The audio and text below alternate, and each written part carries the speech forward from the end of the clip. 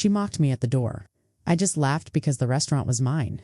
That is what I said, evenly, with her perfume still trailing behind my teeth like something I was meant to swallow. She had glanced at my shoes as if the sidewalk should apologize for what I could afford. But her voice cracked slightly when the hostess greeted me by name. I smiled without warmth. Power is quiet when it returns. Then I took the table at the center and ordered slowly. For 6 years, she had arrived before the locks disengaged, her key hesitating just a second before the magnetic click gave way. The office lights were always harsh, flickering slightly above her desk, as though undecided about illuminating her presence. The carpet smelled of damp paperwork and old coffee things that had once mattered, and now clung only to routine. Her corner of the open-plan floor bore the weight of deferred maintenance, a desk drawer that never fully closed, a chair with one reluctant wheel, and a potted fern she kept reviving just to remind herself something still depended on her. She was the one who knew the ledger balances before the CFO did, the one who answered the client emails no one else would touch after 6:30 p.m., the one whose calendar bore other people's tasks in silent ink. She had never missed a filing deadline, never failed compliance, never taken sick days that lasted beyond fatigue. When the office Christmas party ran over budget last year, she paid the overage herself and never mentioned it. No one noticed. Her title remained unchanged despite the quarterly reviews filled with vague praise. Essential, reliable, foundational, but foundational things are stepped on. During team calls, she was always the second to speak, careful to wait her turn, careful not to seem eager. The woman across from her, Madeline, wore sharp cologne and spoke in deadlines and theories, never in names. When they went wrong, she slowed her cadence, repeated phrases like process misalignment and execution slippage. Once when the board complimented the analytics framework, she remembered, because she had gone home that night and washed her wine glass twice, too wired to drink. Her inbox overflowed with quick asks and tiny favors. Her weekends were often peppered with Saturday morning calendar invites marked optional, but expected. Promotions passed through the office like rumors dangled, delayed, always out of sequence. She had stopped asking, a few seconds longer than necessary, as if some part of her waited for the building to release her, but she stayed. She stayed through the acquisition, through the layoffs, through the consultant who redesigned their workflows into chaos, through the new system implementation that broke more than it solved. She trained the new hires. She corrected their emails before they embarrassed themselves, then returned to her desk and reconciled vendor statements without comment. Recognition, when it came, was always backhanded. You make it look easy. The words felt like wallpaper pastement to cover cracks, not fix them. She once calculated her total overtime for the fiscal year. Then she deleted the file before naming it. The fluorescent bulbs buzzed steadily above her, pulsing like a reminder.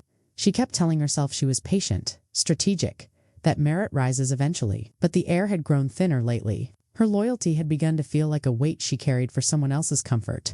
And comfort, she was starting to understand, was not the same as respect. It started with the plant. The fern on her desk, once stubborn in its resilience, had begun to brown at the edges, curling in on itself as if mimicking something she had not yet named. She watered it less often, not out of neglect. The corner of the office had grown dimmer lately, one of the ceiling bulbs flickering in irregular spasms, unaddressed despite 2 IT tickets. No one fixed it, no one noticed. Around her, the buzz of low conversations had taken on a new rhythm, tight huddles at the coffee machine, quick glances that ceased when she approached. But she did not turn. She had learned the cost of asking that morning. After Madeline's third unread email labeled urgent need by EOD, she closed her browser without finishing the task. LinkedIn first. The page blinked open like an old bruise rediscovered. She had not touched her profile in over 4 years. Her summary read like someone apologizing for their competence. She scrolled slowly, quietly, pausing on people who had once worked beside her, now directors, VPs, founders. She felt nothing sharp, just the slow thaw of recognition that she had given them a head start by staying still. She updated one line, then another. In the mirrored, doors-creased blouse, sleep-starved eyes, expression too flat to carry resentment. It was not bitterness that stirred. It was space possibility.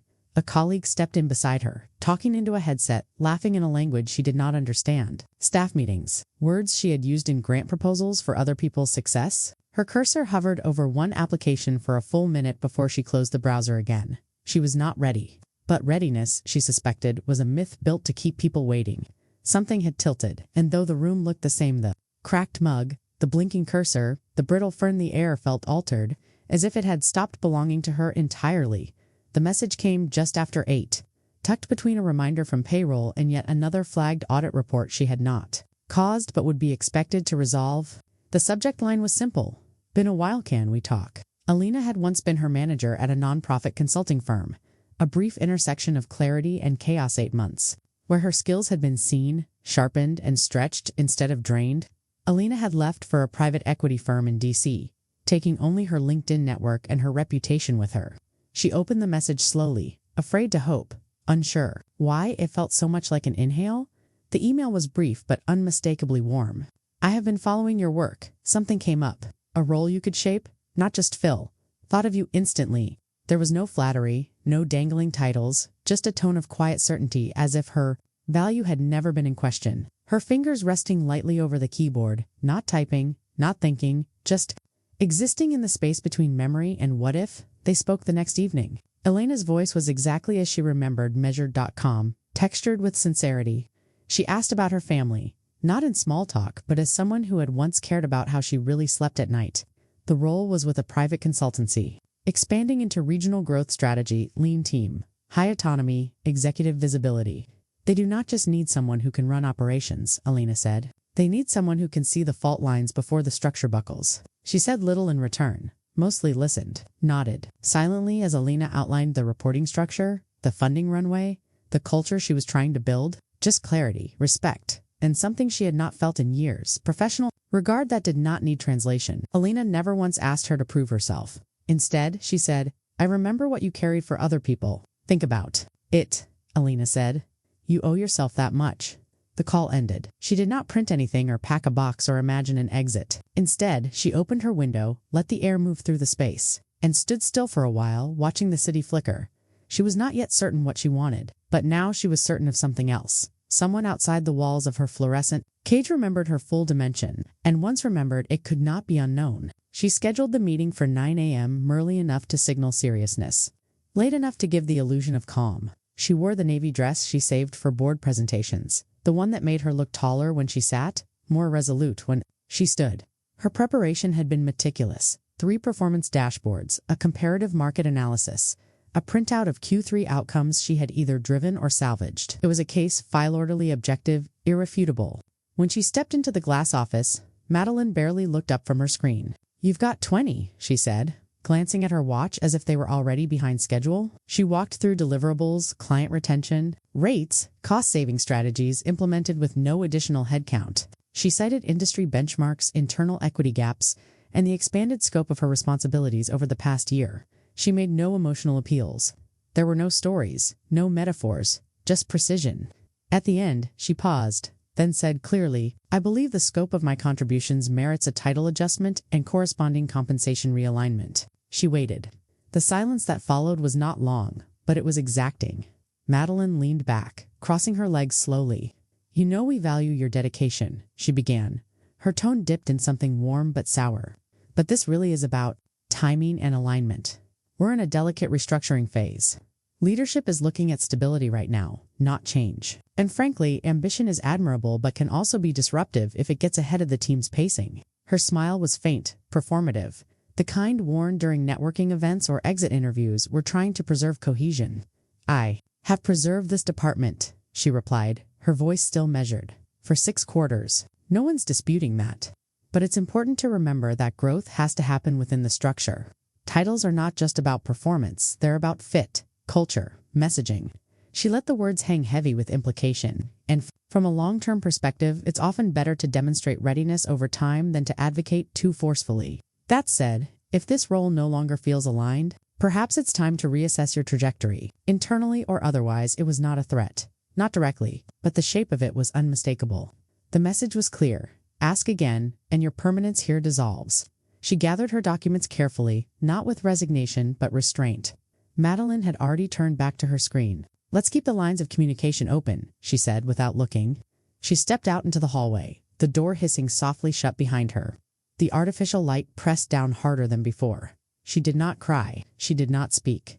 But something final settled inside hers, something clean and cold and done. She submitted the letter on a Thursday no subject line in all caps, no calendar invite marked important. Just a plain text email, direct and devoid of drama, 2 weeks' notice. Gratitude for the opportunity and confirmation of her commitment to ensure a smooth transition. This roof. But this time it carried no weight. She did not choose to hold. She sent it, then sat still for a moment, palms resting on the desk, absorbing the soundless shift in the air around her. The walls did not tremble, the ceiling did not collapse, but the gravity changed. Madeline summoned her within the hour. She stood by the window when she entered, one hand resting lightly on the back of her chair, the other gripping her phone as if it were a verdict. "Well," she said, without turning. That was ... unexpected. The word was delivered slowly, deliberately like a stone wrapped in silk. She said nothing in return. Let the silence do its work. Madeline finally faced her, expression clipped. At the edges, "You could have brought this to me sooner. We might have discussed options. This isn't how things are done at your level. This is how I'm doing it," she said simply. No elaboration, no apology. Madeline's tone shifted. "Sharpening in increments, we've invested in your growth, created visibility. You were on track for something long-term." She paced slowly, performative, like disappointment draped in protocol. "You walking away, now it sends a message. They remember who stays the course. Builds." She let the words settle like ash, but they did not ignite. "I've never folded," she replied. "And I never asked for special treatment. I asked for recognition and clarity. Then, you should know if anyone calls. We're obligated to be honest about your attitude shift these past few months." A pause. Professional references require trust. She smiled, small, measured. The silence that followed was not confusion, but recalibration. Madeline's posture stiffened just slightly, eyes narrowing as the calculation began.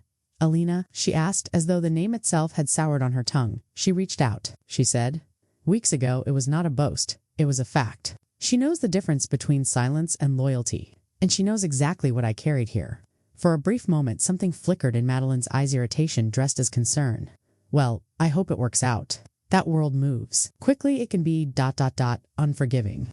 Her voice now had the brittle edge of someone who could not stop the departure, only try to stain it. She stood. "So can this one," she said softly. "But I stayed long enough to know which wounds I will not inherit." The final days passed in an odd stillness. No celebratory farewell email. Files were reassigned without acknowledgement. Conversations paused when she entered, resumed when she left. One client, upon learning she was leaving, wrote her directly, "If you ever land somewhere new, let me know. We followed your lead more." "Then you knew," she replied with thanks. Copied no one. On her last day, Alina sent flowers not to the office, but to her apartment, with a note that read, "The door's open. We'll wait as long as it takes to make it yours." She left quietly, carrying nothing but a slim folder and her coffee mug.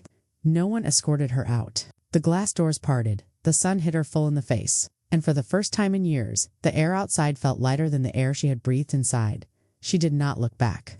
With a bang, but with the soft click of freedom returned, the first ripple came just 10 days after she left. A client email, terse and thinly veiled, landed in Madeline's inbox at 4:07 p.m., a time of day when urgency feels more like indictment.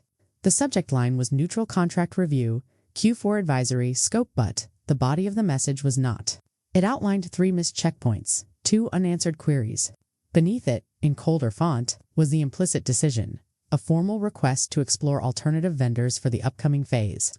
There was no mention of her by name, but absence has a shape when it is sudden, and the client had made its outline. Known inside her old office, the atmosphere began to sink under its own fluorescent weight. The walls seemed to yellow faster. The communal fridge overflowed with expired yogurt cups and half-forgotten takeout boxes. Left early every other Thursday and stopped returning emails by 7. The new hire assigned to replace her haste. No one said it aloud, but the center was visibly softening. Her systems were still in place, but no one could interpret them. The spreadsheet formulas she had layered over the years like latticework remained intact, but the logic behind them was missing. Pacing more? Meanwhile, across the city, the new office breathed differently. There was movement without chaos, ambition without noise. The walls were clean-lined and sun-washed, peppered with soft chatter and focused energy. Her desk faced a window. Her chair adjusted without protest. Meetings began with clear objectives and ended on time. No one raised their voice. No one apologized for being prepared. When she spoke, people took notes. Alina introduced her in client meetings with phrases like strategic foresight and quiet rigor. No one asked her to prove what she had already demonstrated. There was a stillness in the respect no performance. The message was brief, but unmistakable in tone. They had done their homework. They knew where she had landed. They knew who had been holding the structure together all along. The call that followed was formal, respectful, and absent of bitterness. The client never mentioned the mess left behind. She listened carefully, accepted nothing, promised only to review. Back at her old firm, the fallout continued not dramatically, but, inevitably, one by one, small accounts began to flag concerns. A senior associate submitted a sudden resignation. The IT help desk grew slower in its replies. Madeline issued an internal memo reminding the team about standards of execution and alignment across deliverables. Aloud, she never gloated. She never mentioned the transitions or the contracts reclaimed. When asked by her new colleagues about her previous firm, she answered briefly, factually, without malice. Failures. But sometimes, late in the day, she would look around the new space, not loud, not flashy, just indispensable. There was no vengeance in her eyes, only competence, given room to breathe. It arrived in the form of a press release, distributed at 3:42 p.m. on a Wednesday, a time carefully chosen to appear routine, but not late enough to escape notice. Executive leadership restructuring announced at Brookhaven Strategy Group. The language was textbook realignment, forward-looking recalibration, leadership agility in a changing market. Core. Madeline Kerr will be stepping down from her position as Director of Operations, effective immediately. Just a sterile acknowledgement of her years of contribution to foundational systems. It was the sort of sentence meant to be read quickly and forgotten. But inside the industry, people read such things slowly. But they moved like cold air through a cracked window, gradual, penetrating 3 clients suspended contract renewals within a week. Team, with a single line, no longer aligned with the current culture of leadership. Internally, whispers turned to movement. Open to new challenges, posted not angrily. No commentary, just the link, and a single word text. Finally, she said nothing to Alina. She did not bring it up in meetings or reference it in passing. In truth, there was nothing left to say. The implosion had not come from sabotage or strategic withdrawal. It had come from the rot she had once contained. The metrics had always depended on her discretion. The stability had always depended on her silence. Others began reaching out quietly. A junior analyst she had once mentored asked for advice. Her credit wrote, "I stayed too long too. Not anymore." Her new office remained focused, forward-moving. The downfall of her former company registered only as a professional case study, in other lesson in what happens when leadership confuses silence for loyalty and process for vision. She did not smile when she heard the news, nor did she mourn. What happened to Madeline was not her doing. It was her absence. And that, in the end, had been enough. The coffee shop was quiet, tucked into the corner of a street that did not advertise its ambition. She sat across from her mother, the late sun slanting across their table in wide gold bands. They spoke of ordinary things, first traffic, the weather, a new recipe tried and mostly failed. Then, after a lull, her mother reached over, resting her hand gently on hers. "You waited longer than most would have," she said, not as a judgment but as a truth. Too long unspoken, she nodded once. Gave enough, stayed long enough, excellence would be met with recognition. What she had surrendered was not just time, but the quiet dignity of thinking the system was built to reward merit. She had been wrong. Now moved differently, sharper, lighter. The new firm had invited her to shape not just processes but people. She had begun mentoring a young strategist, bright, eager, a little too quick to apologize. The younger woman had asked her, voice tight with worry, "Should I just take the blame so it smooths over?" She had looked at her carefully and said, "No. Accuracy is not aggression. Let the facts stand. Protect your work." Sometimes consulting for nonprofits, sometimes helping structure internships for students without connections. It was not loud work, but it was the right kind. Slowly then looked out the window and said, almost to herself, "Merit means nothing without memory."